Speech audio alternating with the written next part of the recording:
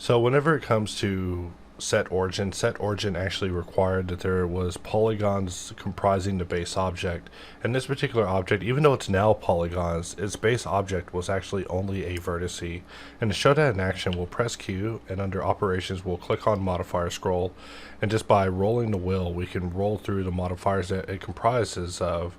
But we see that first it starts off as an unmodified vertice, then it's screwed out, and then it's screwed again, then it's mirrored, then it's beveled, then it's solidified, then it's beveled again, and so forth until we finally begin getting to our shape. But just like that, this shape on its base level is only a vertice. So technically, whenever it comes to set origin, it had nothing to jump off of.